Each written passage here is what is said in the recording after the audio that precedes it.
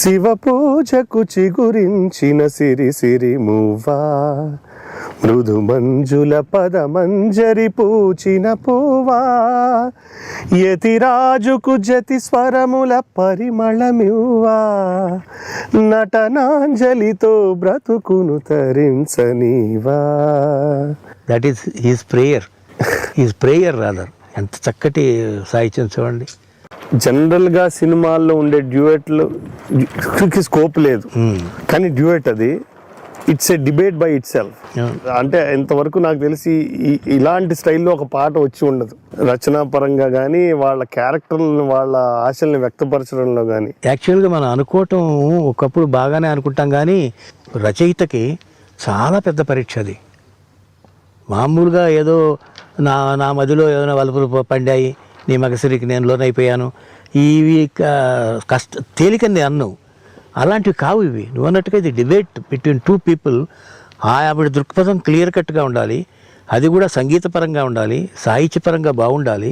నువ్వు ఏదైనా ఉపమానాలు చెప్పినా కూడా బాగుండాలి. అన్ని చల్లారిందా, ఇదైందా, నష్టం మాకే కదా, ఇది కదా. అప్పుడు కూడా అమ్మాయి మీ కోపం రావట్లేదు, అతను అమ్మాయితో పంచదించట్లేదు అతను.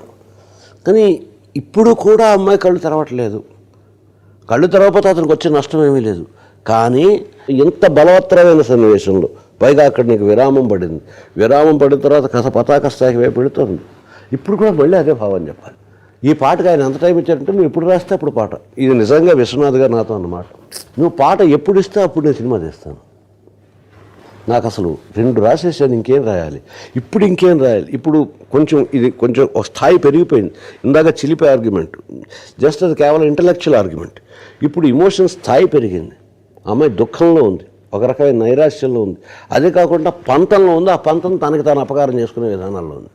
విశ్వనాథ్ గారితో రాసే ఇంకొక అద్భుతమైనటువంటి సౌలభ్యం ఏంటంటే, ఆయనకి అనేక ఆల్టర్నేటివ్లు అడగరు. ఆయన కరెక్ట్గా గురి చూసి రామబాణం తగలవలసిన చోట తగిలితే ఒక్క పేజీ.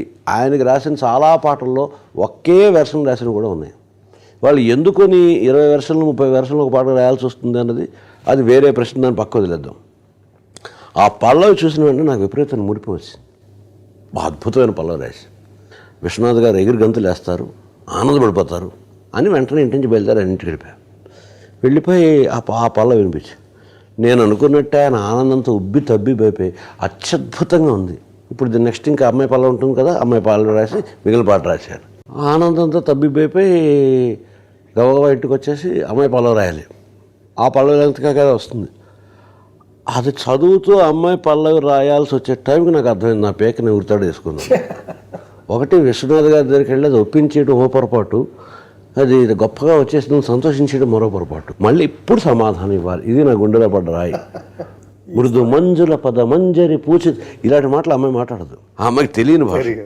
ఆ అమ్మాయికి ఫలానా ఫ్లోర్లో సచిన్ టెండూల్కర్ ఉంటాడు అంటే ఆ ఫ్లోర్లో నేను సర్వీస్ చేసేటట్టు ఒక స్టీవర్డ్గా నన్ను పెట్టండి అని ఆనందించేటువంటి రకంలో ఉంది.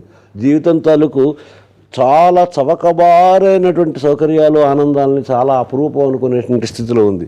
ఏ భాష వాడాలి, ఏ భాష వాడితే ఆ పళ్ళతోటి నేను నిజంగా సరసి 15 రోజుల పాటు రాత్రి పగలు తేడా లేదు, తిండి లేదు, నిద్ర లేదు, ఆ రోడ్లమ్మ తిరుగుతూ తిరుగుతూ తిరుగుతూ తిరుగుతూ ఎలా ఎలా ఎలా నేను ఇప్పుడు లేదండి, నేను అమ్మాయి పళ్ళని బ్యాలెన్స్ చేయలేకపోతున్నాను కాబట్టి వీడి భాష కూడా తగ్గించేసి ఏవో మామూలు మాట్లాడు, సరే చక్కగా డ్యాన్స్ అయ్యరాదా, ఎందుకు ఇలా అలా అనేస్తానండి అంటే ఆయన విన్న తర్వాత ఆనందించిన తర్వాత రాయలేవా అని అడుగుతారు. ఎలా రాయాలో తెలియదు. 15 రోజుల పాటు అంటే ఇక్కడ 15 రోజులు సుదీర్ఘమైన తపస్సుతో పాటు 15 రోజులు అవకాశం ఇచ్చడానికి తలుచుకుంటున్నాను.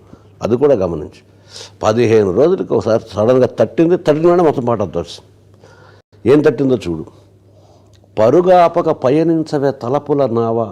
ఆ అమ్మాయి తన తలపుని చాలా ప్రియమైన నావగా భావిస్తుంది. పరుగాపక పయనించవే తలపుల నావా, కెరటాలకు తల వంచితే తరగదు త్రోవ. కెరటాలు తాళాలు ఇస్తున్నాయి కదా అని చెప్పి అక్కడ కథాకళి చేస్తూ ఉంటే నువ్వు వెళ్ళదలుచుకుని చూడు, ఎక్కడికైతే అక్కడికి వెళ్ళవు. ఎక్కడికో వెళ్ళాలనుకుంటున్నావు, సముద్రాలు దాటి అమెరికా వెళ్ళాలనుకుంటున్నావు, ఇంకేదో చేద్దాం అనుకుంటున్నావు. ఎదిరించిన సుడిగాలిని జయించినవా, మది కోరిన మధుసీమకు మధుసీమల వరిపై మెరిసే తారలకై రాత్రిని వరించకే సంధ్యా సుందరి. తూర్పు వేదికపై వేకువ నర్తకివై ధాత్రిని మురిపించే కాంతులు చిందని నీ కదలిక చైతన్యపు శ్రీకారం కాని నిదురించిన హృదయ రవళి ఓంకారం కాని శివ పూజకు అక్షర నేసెంట్ ఇది లోపల పడుకు నిద్రపోతున్నటువంటి దాంట్లో ఈ పాటలు ఇవాళ నిజంగానే అది అడిగేవాళ్ళు లేరు, వాళ్ళు రాయగల శక్తి ఉన్నా రాయటే అవకాశం లేదు. ఈస్ట్కి వెస్ట్కి ఉండేటువంటి ఇది చెప్తాడు పాటలు. ఒక పాటలు అంత అర్థం వచ్చేట్టుగా కావాలని మనం ఊరిని అడగచ్చు, కానీ అది రాయటం ఎంత కష్టమో చూడండి. స్వధర్మే నిధనం శ్రేయ పరధర్మో భయావహ. అమ్మాయిని వెళ్ళిపోతూ ఉంటే మీరు పట్టుకుని లాగుతారు, అది చెయ్యి విడిపించుకుని మళ్ళీ వెళ్ళిపోతుంది, దాటేస్తుంది. ఈ పూల బాటను దాటి she goes to the other side of it and then she goes. అంటే మీరు ఆ ఏజ్ లో అంత డెప్త్ ఉన్న I think I was fortunate. I didn't, to be honest, ఆ స్టేజ్ లో I didn't know the real meaning. అంటే అంత డెప్త్ ఉందని ఇప్పుడు తర్వాత inner meaning, but it's just outstanding. ఎంత సింబాలిక్, ఎంత అద్భుతంగా ఉంటుంది. ఆయన ఖండించడేమి ఖండించడు, అది ఎస్ అనేది తెలిసిపోతుంది మనకి చూసేవాళ్ళు. ఇది అండి, ఇది యాక్చువల్గా మేము స్క్రిప్ట్ రాసుకున్నప్పుడు కూడా ఏ ఆర్టిస్ట్ చేసినా ఎంతవరకు ఆర్టిస్ట్ తన యొక్క హిస్టరియానిక్స్ ఎక్స్ప్లెయిన్ చేయడానికి ఉంటుంది అనే సెన్స్లో కూడా ఒకప్పుడు వీల్ కన్సిడర్ సీన్. ఈ దీంట్లో ఎంత బాగా మనం ఆర్టిస్ట్ని నేర్పించవచ్చు, చేయించవచ్చు.